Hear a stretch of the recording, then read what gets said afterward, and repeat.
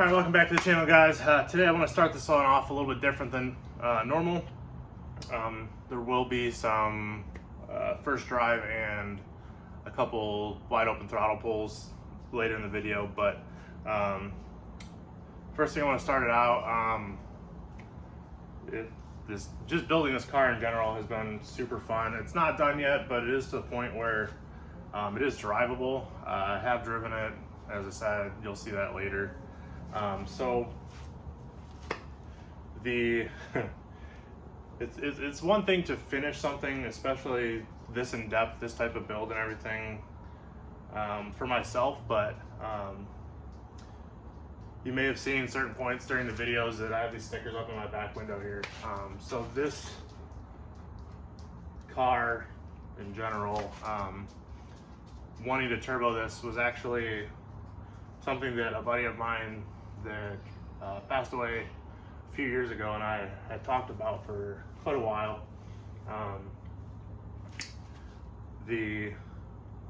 Probably a year after I got this car, he had passed away. So basically this whole build, not to be a cliche or anything, but this whole thing while I was building it was pretty much building it basically for him and I both, just because him and I both had E36s. We would go on a bunch of trips to go get E36s and stuff like that when we were in college. So like I said, it's not only emotional just for me, just because I built a car that I'm super happy with, super proud of, but also the fact that him and I had talked about this build for quite a few years before he had passed away. So dedicating this build, again, not to be cliche, but dedicating this build to him was probably the biggest thing. Is I've got this sticker here, and there's another one on the other side with his initials and his the years that he was alive is on the opposite side of the car. So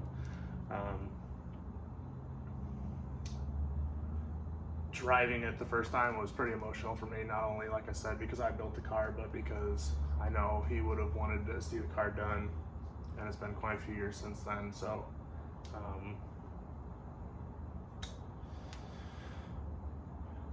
but just seeing everything that I've done with the car, I know he would have been happy with. So not to get too mushy, but I think it's something he probably would have been pretty happy with. So moving on to a more serious, less serious but more serious. Let's move into the video, and we'll go ahead and let you guys see the final steps for getting everything prepared for this thing to drive and the videos you guys have been waiting for. So we're going to start the video right there. Welcome back to the channel. Today, hopefully, will be the day that I actually get to drive this car. As you can see in the background, I got one of those fancy funnels that helps you bleed your cooling system a little better. And I can tell you, even just putting that little bit of coolant in there, it already started to have a whole bunch of bubbles come out of there that I didn't think were in there. I've filled that expansion tank probably twice, and idled the car up to operating temperature, everything like that, a couple times, and the level didn't seem to be going down at all. But as soon as I put this funnel in here, this thing has probably gone down. I think I filled it up to about here. So I mean, it's about an inch worth of coolant has gone into the engine. So what I'm gonna do today is finish bleeding the cooling system, because it seemed like it was still not sitting right about halfway where it's supposed to on typical E36, where the needle is basically straight up and down a little before the 12 o'clock position. But I'm gonna be bleeding that today. And also, I have actually cleaned up some of the wires. If you remember right, there were some wires that ran up here. I cleaned up a lot of those and then ran some new ones inside the fender well here, because I actually wired up the fan, which I'll show you in just a minute how I did that, kind of give you a step-by-step guide on that. So first I'm gonna go ahead and get this coolant bled, and then I'll show you or tell you about the fan, and then hopefully I can do last minute checks on anything in here. I did retorque the head studs to the 85 foot-pounds that they recommend for the cut ring gasket and the spacer. So I had the whole top end of the engine apart and retorqued all those studs like you're supposed to, and retightened these fittings too so they don't come loose. So we'll go ahead and get started on bleeding the coolant down, and then I'll go through everything else.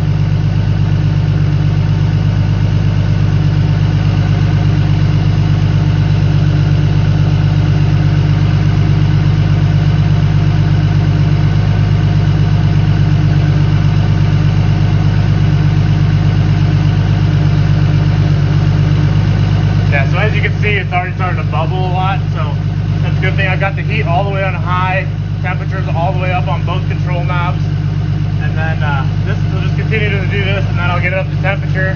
If it starts to over temp, you shut the car off, you let it cool down a little bit, and then you restart again, and it'll keep doing this until you don't see any more bubbles for a little bit.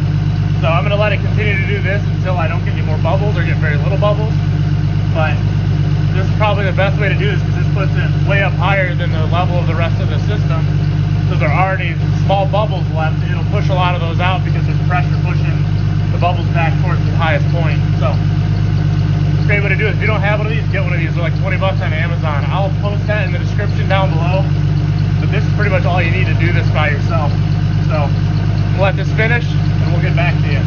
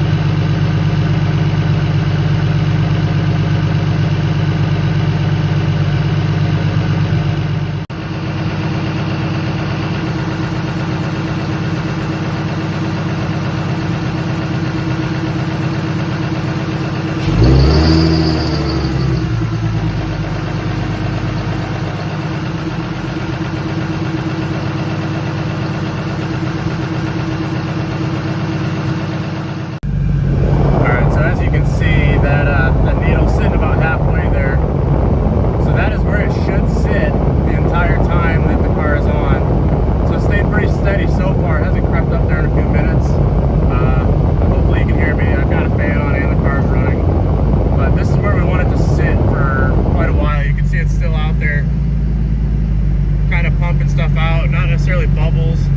There are a few bubbles here and there, so we still want all those to come out, but the coolant tap right there is actually perfect for where it's supposed to be, so that's where you want it to be, so that'll be perfect. Alright, hopefully you can hear me. So been bleeding this for about maybe 10-15 minutes now, and now you can see that the coolant level's pretty steady. There's not even any little bubbles coming up anymore.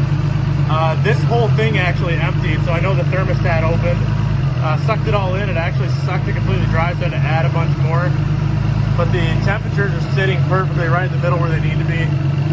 So I believe I'm done here, so I'm gonna go ahead and shut the car off. I'm gonna let this settle for a second, but as you can see, there's no more bubbles, so I'm fine. They actually have a plug in here so you can pull this out without spilling coolant everywhere. So I'm gonna go ahead and do that, let it cool down a little bit, and then I'm gonna start running you through the fan relay install that I did. So let me shut the car off and I'll start getting on that. All right, so while this is cooling down, obviously you wanna make sure this cools down when, or cools down before you go pulling the radiator cap. Also, this coolant I think it might be a little warm. That's not too bad. Some of it might be all right because there shouldn't be any pressure in the system here since it's open. I think there's little bubbles in the hose there, but should be good otherwise. So while that's going down, I'm just gonna let it sit there just in case the thermostat opens again. It does look like the level's gone down a little bit since I stopped it, but anyways.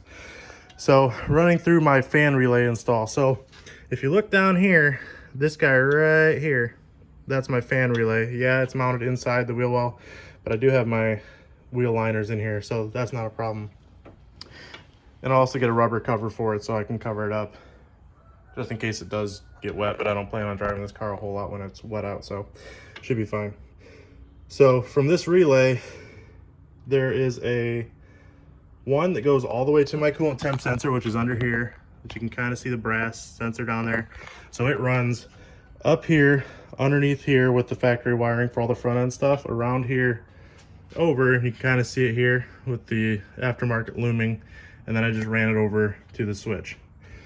The other two wires that I ran, one is the power to the battery constant, so I've got that over here on a fuse, so that's a 30 amp fuse. It comes with a 50 amp breaker, but the breakers are kind of goofy looking. I didn't really want that in the engine bay, so I spliced in a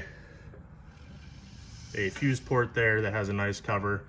And then also the other wire you see coming out of here goes to the number 16 pin within the 20 pin connector here. So this 20 pin connector goes to pin number 16, so that is your switched power for the DME. You can use it as a trigger for the relay because it's such a small draw on that, it shouldn't really matter. And then the other wire is the one, let me think about this for a second. There's the wires that go to the fan. So the fan is grounded right here. You can kind of see that screw right there. I just drilled a hole in the frame rail and put a grounding screw there. And then also I wired in, you can kind of see the connector down there. Let me see if it'll zoom in on it. Right there. So that is actually a Spall brand connector. I depinned the connector that came with the radiator fan and just went ahead and plugged those spade connectors directly into the Spall connector. So the Spall connector, again, is grounded there, and then the power wire is just spliced into the power wire for the relay. So it's really not that difficult. If you have any questions on how to do it, just DM me. I've actually got a diagram I found on eBay, or not eBay, Google, that ran me through this entire process, start to finish, and like I said, it really wasn't that bad. So the relay you can really mount anywhere, preferably closer to the radiator fan, just because of the amount of voltage you're going to be sending through that relay, or the amount of amperage I should say. But it does recommend that you put the relay as close to the fan as possible, so I've got the shortest run possible. I think I have like 2 inches of that, and then the Spall, so probably 18 inches or less of wire. So that's all there is to the fan wiring. Like I said, if you have any questions, just ask me and I'll be more than happy to help.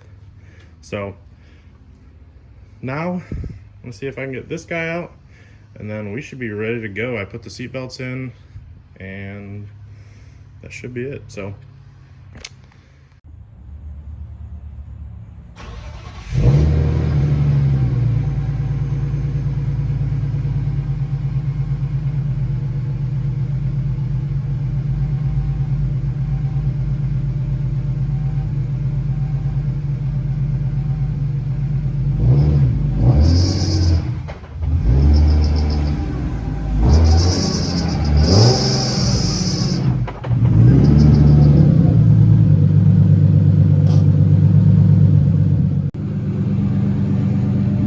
here it is out in the daylight. This is the first time in a long time it's been all together. You can hear that exhaust. Now that exhaust, to me at least, sounds great. I don't know how it sounds to you guys. It's idling pretty much perfect. I think the front might be a little low. I might have to raise it up a little bit. It's almost touching the fender here. A little low, especially for city driving.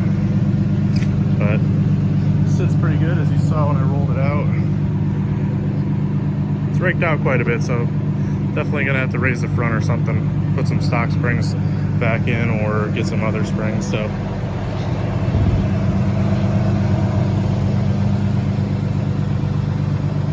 yeah, there it is outside.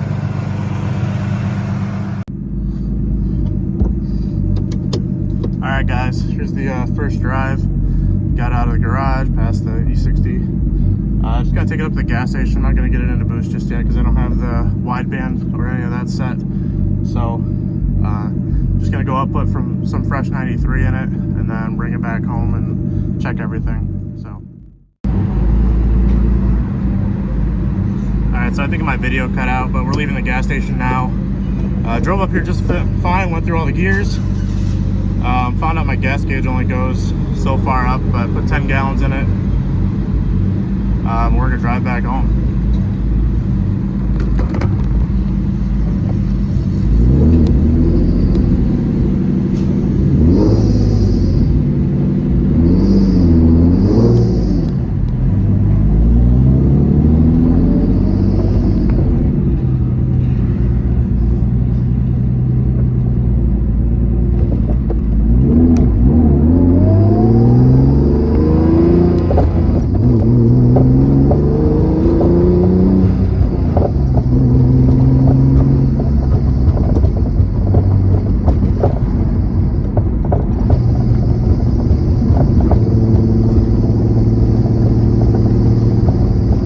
Are perfect while cruising. Belt's a little squeaky, so I might drive up to the parts store real quick and get some parts store stuff for the belt or a new belt. I know I definitely need to clean some stuff, but for the most part it's running really well. It hits boost. Once I get on a street, this is 25 right here, but once I get onto a street that has a little bit higher speed limit, I'll really get on it then.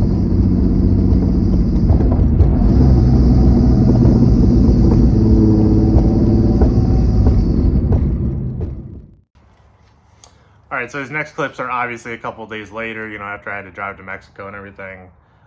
So here's those wide open throttle pulls. Yep.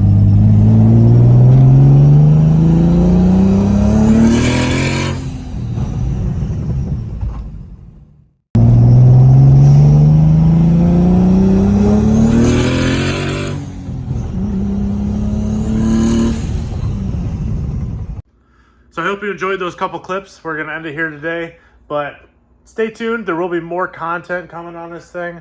I do still have some parts to install, like the oil filter cap, the oil cooler, diff brace, which was absolutely gonna be necessary, as well as some other parts on here. So even though the build is running and driving and everything, there'll still be more coming. Including some other stuff too for my E61 that you saw in this video. So there'll be some stuff coming for that as well. But if you haven't already, go to our Facebook page, like, subscribe to this channel, follow us on Instagram, Dad Bod Garage Official, and we'll see you next time.